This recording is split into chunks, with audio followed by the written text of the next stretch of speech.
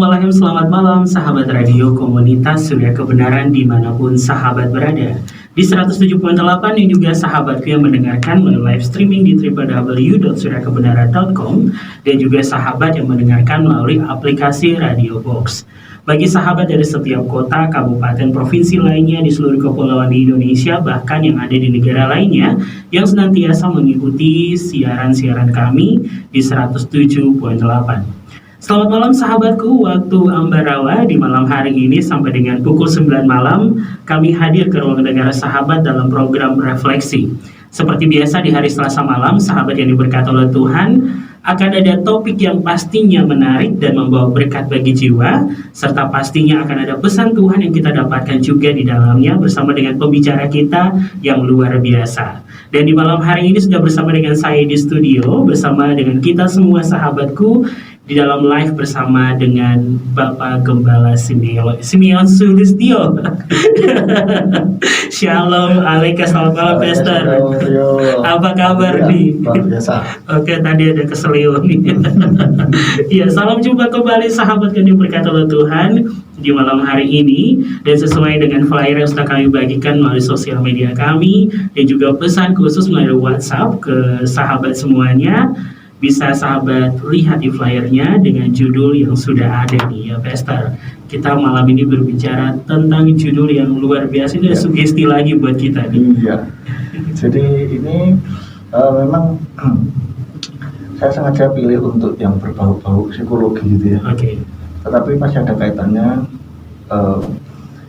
dengan hal-hal yang rohani gitu. Ya, akhirnya yang ya karena ini tadi rohani, jadi pastinya berbicara tentang rohani juga. Ya. Dan saya ingin tahu bahwa bukan ingin tahu, maksudnya ingin memberitahu bahwa sebetulnya orang yang anti hipnosis atau apapun, anti sugesti misalnya, nuduh-nuduh gitu, sebetulnya mereka sendiri pun tersugesti. Mereka sendiri pun juga melakukan sugesti juga gitu. Sugesti untuk anti. Iya. Nah, maka dari itu saya mau bahas bahwa terutama rohaniwan gitu kan. Ya. Dalam hal ini kita ngomong pendeta. Itu sebetulnya setiap minggu ketika berkhotbah, mereka ini mensugesti jemaat sebetulnya tanpa disadari. Karena apapun perkataan, hampir boleh dikatakan hampir seluruhnya perkataan yang diucapkan itu dipercaya dan diaminkan juga. Dan diaminkan, gitu kan? Apalagi didukung oleh ayat-ayat. Yes. Nah, sudah itu tidak bisa diganggu juga. Ya. Tetapi perlu kita waspadai bahwa tidak semuanya yang diomongkan itu pasti benar. Gitu kan? Meskipun mereka pakai referensi ayat gitu. Nanti saya akan ceritakan bahwa betapa mengerikan ketika sebuah perkataan dari seorang pendeta lalu dipercaya oleh jemaat, padahal perkataan itu salah. Tidak ada filter berarti. Nah, iya. Karena apa? Ketika orang di dalam peribadahan, mendengarkan khotbah itu, mereka memang menyediakan diri untuk, ya kalau di sisi psikologinya, menyediakan diri untuk disugesti gitu. Iya. Ya. Maka tidak mengherankan apapun yang diomong pendeta dipercaya. Nah, apalagi misalkan contoh saja yang gampang tentang nama Bapa. Ada yang pendeta yang tidak percaya nama Bapa dan mengajarkan itu ke jemaatnya.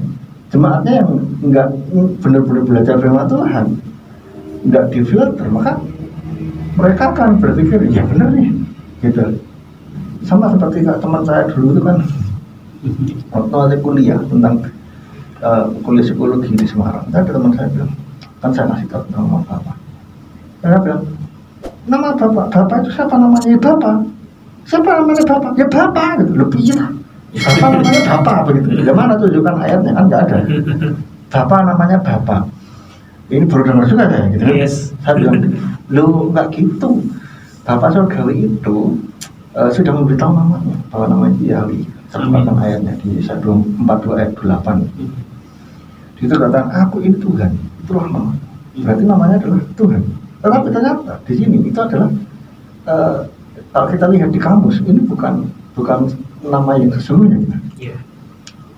Di situ ditulis bahwa salinan dari nama Tuhan orang Israel, yaitu Yahweh. Iya. Berarti setiap kali kita lihat TUHN besar semuanya, itu artinya adalah Yahweh seharusnya gitu. Amin. Aslinya. Sudah saya tunjukkan, saya pinjam Alkitabnya dia, bukan dari Alkitab saya. Alkitabnya dia saya bukakan, saya suruh baca sendiri. Bisa tak? Itu ibaratnya skakmat.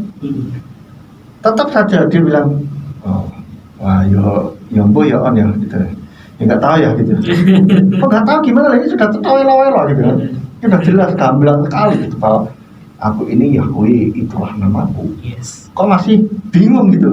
Nah, terus yang dipercaya apa gitu? Nah, saya tahu waktu itu dia masih benar-benar ngefans dengan seorang pendeta yang dengan kelompoknya pendeta itu yang mengatakan bahwa Yahweh itu tidak punya nama gitu. Itu Bapak Surga tidak punya nama. Gitu. Yeah. Maka ya ditunjukkan ayatnya sendiri loh, baca sendiri masih bisa bingung. Tapi kalau pendeta itu ngomong saya yakin langsung Dia tersugesti. Iya gitu. Okay. Saudara lihat ini anehnya berarti membuat pendeta itu lebih tinggi otoritasnya daripada firman Tuhan. Betul, yes. Padahal dia sudah baca sendiri. Iya kan? Iya. Gitu loh. Ini bahayanya. Maka dari itulah kalau di sini kami selalu bilang pelajari sendiri dan alami sendiri. Amin. Jangan hanya langsung percaya omongannya yang siapapun yang khotbah. Dipelajari sendiri gitu. Nah, jadi supaya ngalamin sendiri firman Tuhan itu gitu loh. Jalin hubungan dengan Tuhan supaya ngerti sendiri. Jangan langsung percaya saja. Buktikan omongan yang dikhotbahkan itu gitu. Yeah. Saya dorong jemaat untuk ayo kita boleh kok gitu. Kita boleh kok mempertanyakan gitu. Boleh gitu. Dan supaya ketika kita mendapatkan jawabannya, maka kita akan beriman ini akan betul-betul mantap gitu. Yes. Karena merasa ada kepuasan juga. Ya. Meskipun mungkin kadang ada satu hal ada beberapa hal yang tidak bisa kita mendapatkan jawabannya, tetapi kita percaya bahwa itu baik gitu, itu benar. Pokoknya sesuai tertulis dengan firman Tuhan. Karena kita di sini semua diajarkan cek dengan firman Tuhan. Kalau tidak sesuai dengan firman Tuhan, jangan dipercaya. Betul. Maka selalu kami kembalikan, ayo jemaat, cek, diuji, cek dengan firman Tuhan, cek terus gitu. Nah, inilah yang membuat iman kita kuat. Amin. Nggak asal, kata pendeta ini, kata pendeta itu, terus begini begitu, gitu. Tersugesti. Namanya orang tersugesti sudah itu logika nggak jalan. Betul. Gitu. Nah, nanti kita akan lihat bagaimana prosesnya gitu kan. Siap. Di dalam ini. Nah, tapi sebelumnya ini kita langsung ya. Oke, jadi boleh nih. Ya jadi tadi sahabat yang ada di rumah ini enggak, ini memang sudah masuk ke, kita udah start dengan sesuatu yang langsung menyala nih Pastor. Ya, jadi pastinya menarik. Jadi bagi sahabat yang ada di rumah yang mendengarkan di malam hari ini, nanti bisa bergabung bersama dengan kami di dalam pertanyaan. Bagi sahabat yang mau bertanya tentang materi kita di malam hari ini ataupun mempunyai pertanyaan mau dikonselingkan di malam hari ini, dan bagi sahabat yang mau namanya tidak disebutkan, tidak akan kami bacakan, bisa di 0816654532. Kalau tadi sudah openingnya luar biasa, pasti isinya menarik lagi nih Pastor ya. Saya penasaran, daripada berlama-lama langsung saja Pastor kita ke sesi yang pertama. Silakan. Ya. Tapi perlu kita ketahui terlebih dahulu ya, itu apa sih? Itu kan mungkin bagi para pendengar sahabat kebenaran masih awam dengan psikologi. Sugesti itu adalah, kalau saya lihat di Kamus Besar Bahasa Indonesia, sugesti itu pendapat yang dikemukakan untuk dipertimbangkan, anjuran, saran, atau bahasa Inggrisnya suggestion itu kan saran. Jadi anjuran. Bisa juga berarti pengaruh dan sebagainya yang dapat menggerakkan hati orang dan sebagainya, dorongan, gitu. Itu sugesti. Kalau boleh saya katakan, sugesti ini juga perkataan yang diterima atau yang diyakini oleh pikiran sebagai kebenaran. Sugesti, seringkali orang tanpa sadar tersugesti, baik itu terhadap diri sendiri maupun orang lain, oleh diri sendiri maupun oleh orang lain, gitu. Itu mantap gitu, mantap di dalam pikiran. Tapi tidak semua sugesti juga diterima. Ya, tidak semua sugesti diterima. Kalau jadi prosesnya itu yang ada di dalam pikiran kita, inner self kita ya, atau pikiran bawah sadar kita ini, itulah yang memfilter sebetulnya. Setuju tidak gitu. Kalau pikiran bawah sadar kita bilang setuju, nah sudah masuk tuh. Tapi kalau pikiran bawah sadar kita nggak setuju, nggak akan masuk gitu. Nah, bagaimana sugesti ini masuk ke pikiran bawah sadar? Saya catat ada 4 cara sugesti ini bisa masuk langsung ke pikiran bawah sadar tanpa difilter. Ya. Yang pertama, melalui pengulangan. Jadi diulang. Kalimat yang diulang-ulang terus akan dipercaya sebagai benar. Sama seperti pernah kita dengar kebohongan yang diulang-ulang akan dipercaya sebagai kebenaran, gitu. Ya ini memang benar, takes time, tapi memang butuh waktu yang lama. Karena harus diulang-ulang terus, gitu. Ini benar juga. Seperti firman Tuhan bilang, kau harus mengajarkannya berulang-ulang kepada anak-anakmu pada waktu kau duduk, pada waktu berbaring, pada waktu dalam perjalanan, pada waktu duduk dan seterusnya. Inilah sebetulnya Tuhan sudah memberikan clue supaya firman Tuhan ini bisa masuk dalam pikiran bawah sadar itu, masuk dengan cara pengulangan. Jauh sebelum ilmu psikologi ada, Tuhan sudah kasih clue sebetulnya, gitu kan, bahwa supaya suatu ide itu bisa masuk, diterima di pikiran bawah sadar, diulang-ulang, ya, diulang-ulang. Maka dari itulah kita perlu memperhatikan apa yang kita ulang-ulang di dalam pikiran kita. Apakah kita bilang, wah susah, berat. Nah, itu secara tidak sadar, kalau itu terus diulang-ulang, ya berat gitu, ya kan? Kalau kita berpikir, pasti berhasil. Nah, itu benar terjadilah, gitu. Nah, oleh karena itu kita cek, seringkali perhatikan inner self kita ngomong apa, atau bahasanya self talk kita itu bagaimana. Kita harus perhatikan betul-betul itu. Termasuk ini bisa membentuk gambar diri. Ketika seseorang seringkali dibully gitu kan, dibilangi goblok lah, dibilang bodoh lah, apa ya, pokoknya negatif. Itu ketika mantap di pikiran dia, dan itu akan terngiang-ngiang terus. Itu kayak kaset yang diputar terus, di-play terus tanpa disadari gitu. Maka cek apa yang jadi inner self kita ngomong, tanpa kita sadari kok. Kita kadang-kadang ngomong itu gitu tentang diri kita ini bagaimana gitu. Nah, ini orang yang diberkati Tuhan, wah aku ini orang yang diberkati Tuhan, yang disayang Tuhan. Ataukah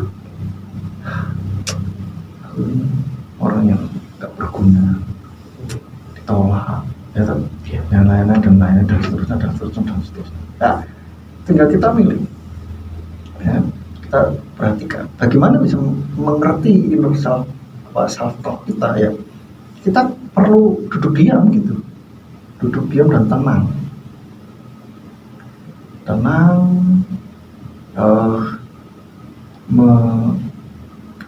merenung. Itu butuh ketenangan supaya kita bisa mendengar self talk kita. Ya, maka bagus juga ketika saat teduh itu kan tenang. Nah, itu kita kan bisa tanda kutip mendengar apa yang diomongkan di pikiran kita, ya, pikiran bawah sadar kita. Itu yang pertama. Yang kedua, sugesti itu akan masuk ketika disertai emosi yang intens.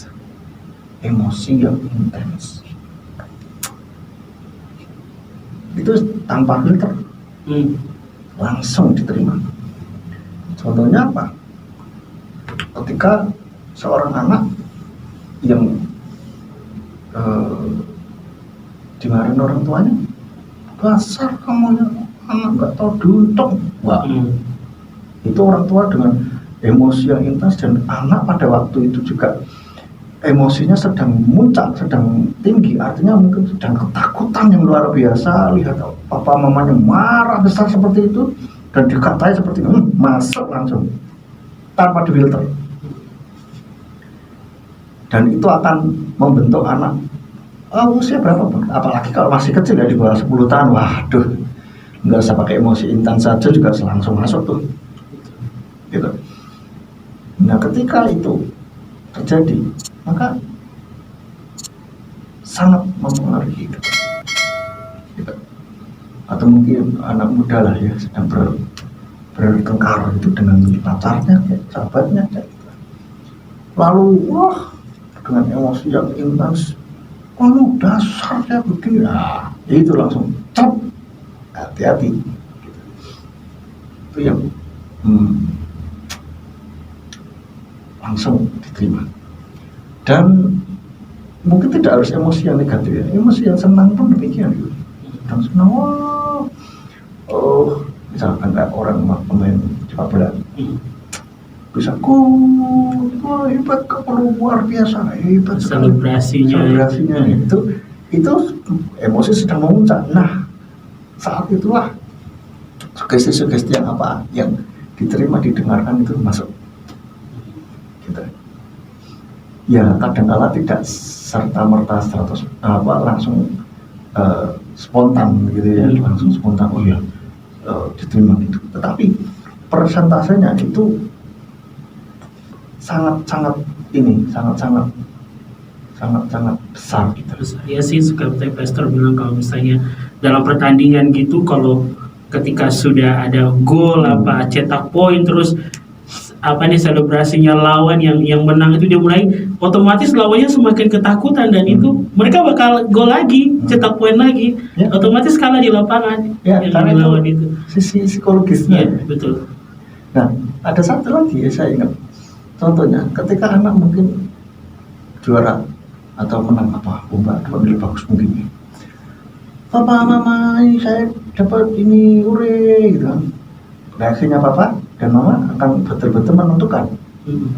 Ada yang bilang, ya biasa, gitu aja, baru dapat nilai 100 kali aja sudah senangnya minta ampun. Ini langsung masuk loh, langsung dipikir, berarti nggak layak aku dapat nilai 100.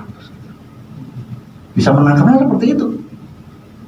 Nah, tapi mungkin maksudnya papa kan bercanda, lu hati-hati.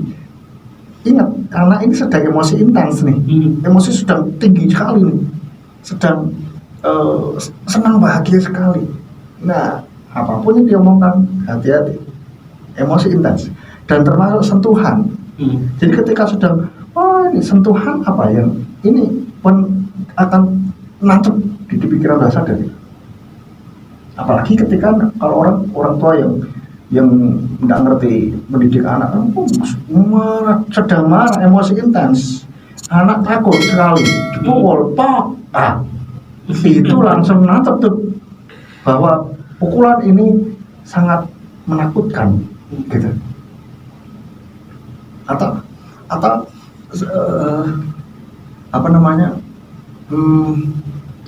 sedang emosi terus sedang takutan,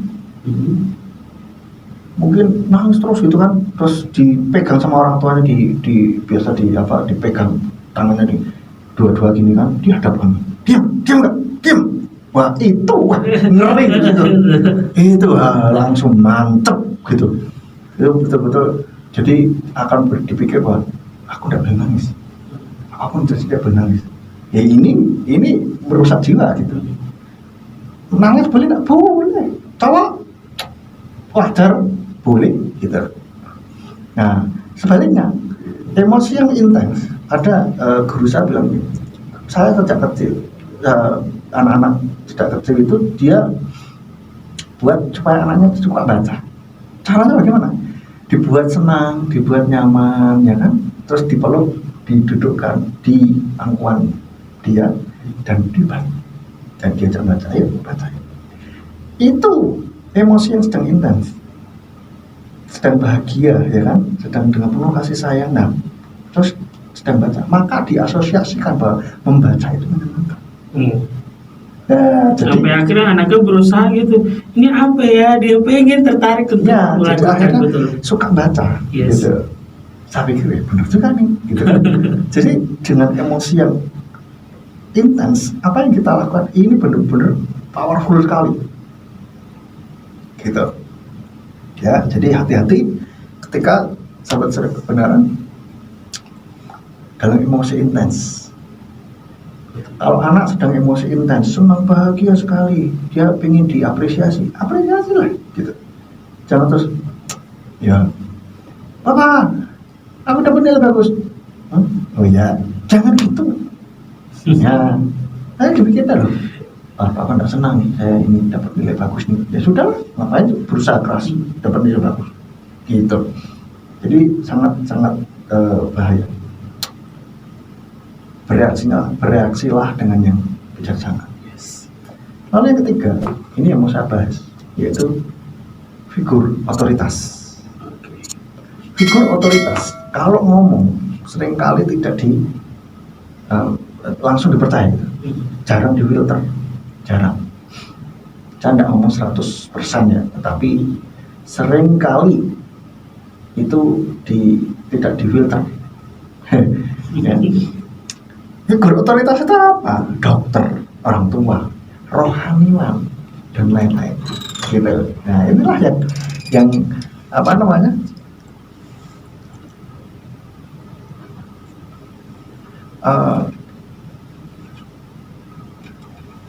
Nah seringkali apa namanya? Figur otoritas ini kalau ngomong dipercaya. Gitu. Ya dokter, wah misalkan Rio bilang sama saya kok gini, pusing apa segala macam. Rio itu paling cuma aja itu masuk angin itu apa gitu kan. Terus siapa nih? Kak Semen bukan dokter, masa tahu tentang ini. Tetapi kalau dokter bilang, Rio itu masuk angin, nggak apa-apa, minumin aja. Padahal saya ngomongnya hal yang sama. Gitu. Sama, betul. Percaya ya masuk angin. Jangan gitu. Misalkan saya punya pengalaman kasih obat apa gitu kan. Coba Rio minum ini. Saya pernah itu enak kok. Oh iya. Terus, nah siapa ini? Harus bukan dokter, ya kan? Tapi begitu mungkin dokter ngomong, terus kasih saran obat yang sama, percaya? Nah, seringkali kan banyak orang seperti itu kan? Karena figur otoritas gitu. Oh ya ini dokter nih yang ngomong nih, ya pasti tahu lah gitu kan. Sama halnya seperti orang tua, guru itu juga gitu, figur otoritas. Ngomong dipercaya, apalagi kalau orang tua sama anak tentu saja ya, anak yang masih kecil yang mereka masih betul-betul tergantung dengan orang tuanya, tentu akan